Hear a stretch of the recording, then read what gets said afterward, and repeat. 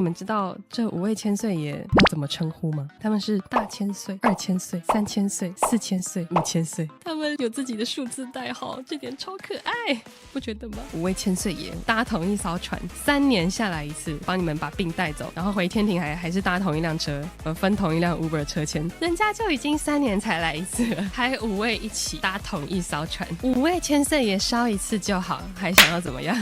这跟你搭 Uber 回家找你的同事一起是一样的概念，好不好？